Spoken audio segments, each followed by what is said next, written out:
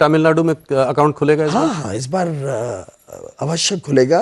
वो तो लगभग सभी लोग मानते हैं। केरल में अकाउंट भी खुलेगा और शायद वो अकाउंट ऐसा खुलेगा कि चौंकाने वाला होगा, both in terms of seats and in vote share. Vote share में तो सब इस बात को मानते हैं। सीट कन्वर्जन होगा। सीट्स में भी 2 या 3 सीट्स ऐसी हैं जिसमें हम बहुत स्ट्रांगली रेस में हैं। एक तो पक्का जीतेंगे।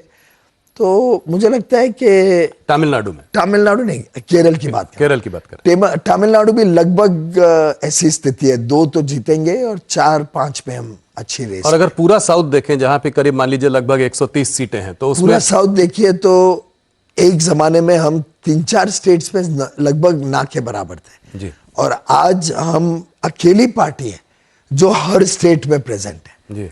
जैसे ही हम केरल तमिलनाडु में अकाउंट खोल लेते हैं, आंध्रा में तो अच्छा रिजल्ट आएगा इस बार, लगभग स्पष्ट है। कल आपने विजयवाड़ा का रिस्पांस अवश्य देखा होगा, अद्भुत था।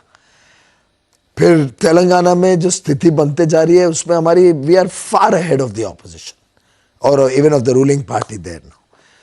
फिर कर्नाटक में लगभग we been able to maintain our position. Karnataka में आप लोगों की बहुत भारी जीत थी पिछली बार, मेंटेन कर पाएंगे उसको? कह रहे हैं लोग कि वहां पे थोड़ा माहौल दबा हुआ है। 1-2 सीटों में कभी माहौल आगे पीछे हो सकता है, पर मुझे नहीं लगता कि इस बार और पिछली बार में बहुत लंबा चौड़ा फर्क होगा, क्योंकि ये राष्ट्र का चुनाव है, देश का चुनाव।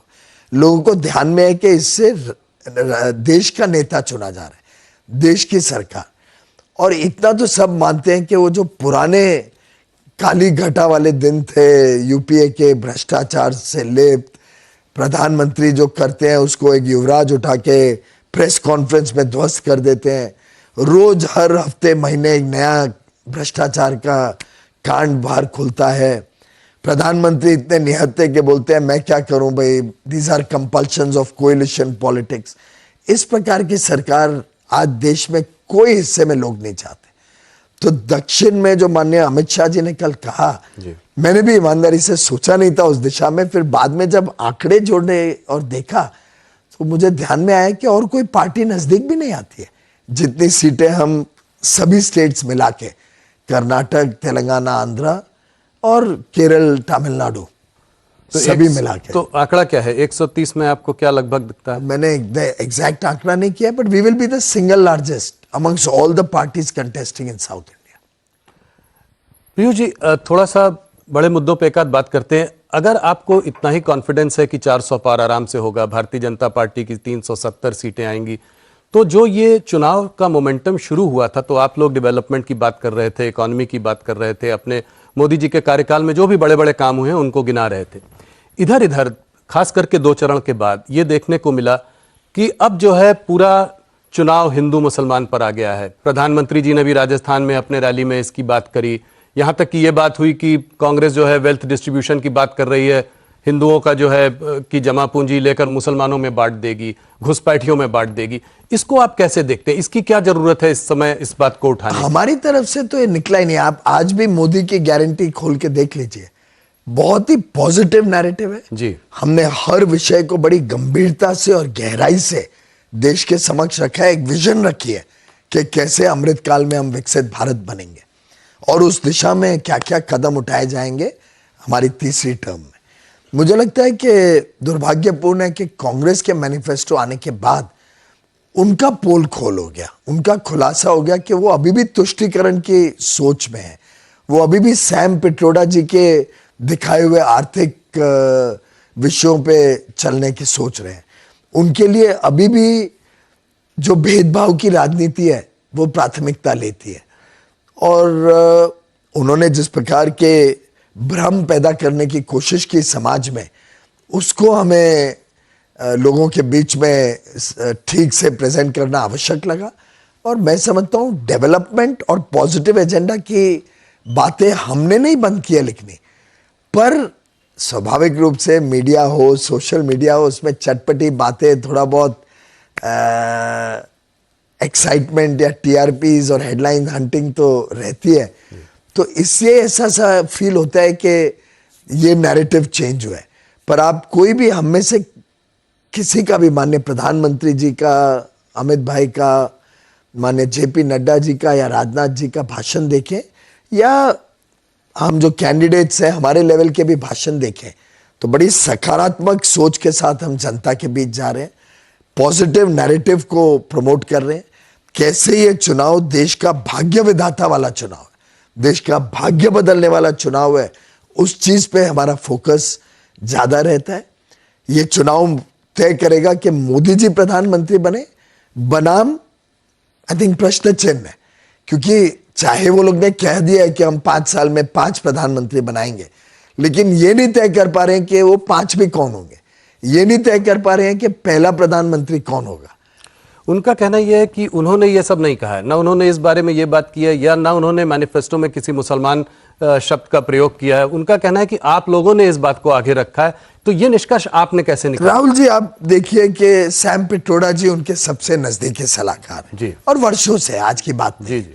और वो तो टॉम टॉम करते थे उस बात जी को। जी। दुनिया भर में सैम पिट्रोडा जी इनको लेके जाते थे ओवरसीज कांग्रेस के नाम से, और वहां पे भी वो देश के बारे में बड़ा बुरा भला कहते थे। अब ऐसा व्यक्ति जब 55% इनहेरिटेंस टैक्स की बात उसी समय करे, और मेरा मानना है कि जरूर मैनिफेस्टो में भी उनका हाथ रहा होगा। जी।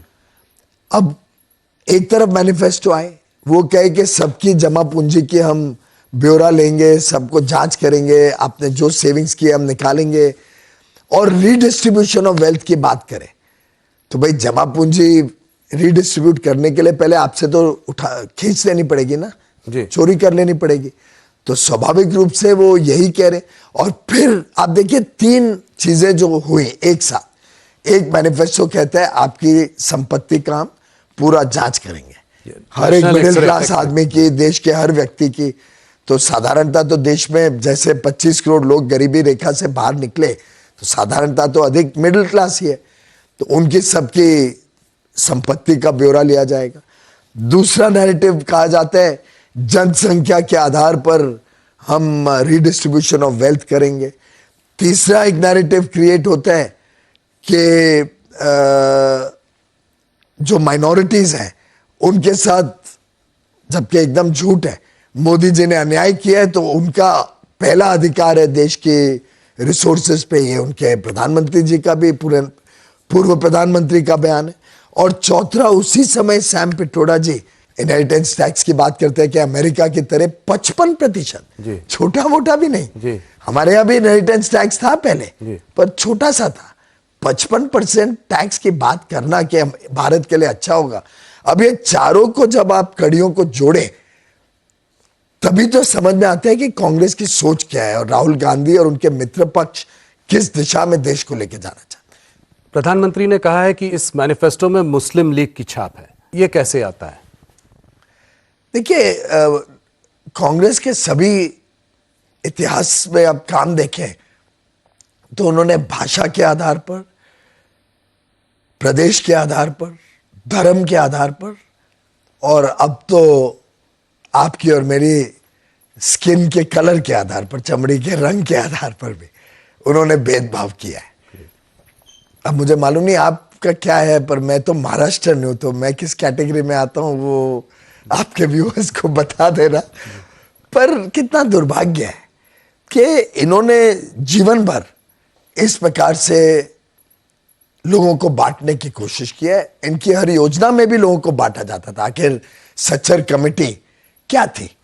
लोगों को एक एक स्टेट में पूछताछ करने निकाला था कि आपने मुसलमानों के लिए क्या स्पेसिफिक पॉलिसी या स्कीम निकाली, और कितना मैं समझता हूं दुर्भाग्यपूर्ण था कि अगर हम इंफ्रास्ट्रक्चर रोड का प्रोजेक्ट बनाएं तो क्या, या रेलवे को एक्सपैंड करें, तो क्या उसमें यह तय किया जाएगा कि इसमें कितने % मुसलमानों को आरक्षण दिया जाएगा उस रोड को इस्तेमाल करने के लिए। ऐसे ही अगर आप देखें तो कर्नाटक में या उनके राज्यों में उन्होंने बात की है कि मुसलमानों के लिए आरक्षण देना चाहिए। अब ये सब बातें तो मुस्लिम लीग किया करती थी।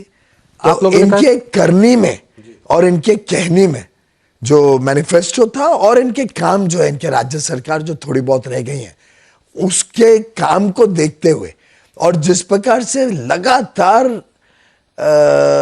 प्रभु श्री राम का अपमान करना, राम मंदिर के प्राण प्रतिष्ठा कार्यक्रम का बहिष्कार करना, राम के अस्तित्व को ही प्रश्न चिन्ह लगाना, कोई कांग्रेस के नेता कहे कि हमें राम मंदिर का शुद्धिकरण करना पड़ेगा, इस प्रकार के जब बयान सब आते हैं और उसको इस कॉन्टेक्स्ट में देखा जाता है कि ये लोग बात कर रहे हैं कि देश के रिसोर्सेज का पहला हक एक धर्म का, एक समुदाय का होना चाहिए, तो इससे ध्यान में आता है कि ये मुस्लिम लीग की तरह बात कर रहे हैं। ये ओबीसी का रिजर्वेशन लेकर मुसलमानों को दे देंगे, इसको आप कैसे देखते हैं? ये कहां से, ये तो सुप्रीम, ये हम तो रूल ऑफ द लॉ में विश्वास करते हैं। सुप्रीम कोर्ट ने एक तय कर रखी है सीलिंग, उस सीलिंग में आज OBC, schedule caste, schedule tribes के लिए रिजर्वेशन बांटी हुई है। और मंडल कमीशन रिपोर्ट तो कब से आई थी, पर कांग्रेस ने कभी लागू नहीं की थी। एक गैर कांग्रेसी सरकार आनी पड़ी जिसने मंडल कमीशन से ओबीसी को आरक्षण दिया। अगर आप देखें तो हमने जब आरक्षण इकोनॉमिकली बैकवर्ड कास्ट को दिया तो वो भी हमने outside the OBC SC ST quota दिया, जिससे उसको टच नहीं किया। लेकिन सुप्रीम कोर्ट की क्लियर गाइडलाइंस है कि सोशल और इकोनॉमिक कारणों से जो रिजर्वेशन है वो एक सीमा तक हो सकती है, और उसमें अगर ये मुसलमानों को जोड़ते हैं तो मुस्लिम धर्म में तो सोशल बैकवर्डनेस का सवाल उठता ही नहीं है कि उसमें तो कास्ट सिस्टम है ही नहीं। तो स्वाभाविक रूप से एक तो ये नॉन कॉन्स्टिट्यूशनल है, अनकॉन्स्टिट्यूशनल है, पहली बात ये देना ही अनकॉन्स्टिट्यूशनल है, और अगर उसको देने की कोशिश करते हैं तो स्वाभाविक रूप से ओबीसी या एससी एसटी की रिजर्वेशन छीन के ये रिजर्वेशन देनी पड़ेगी।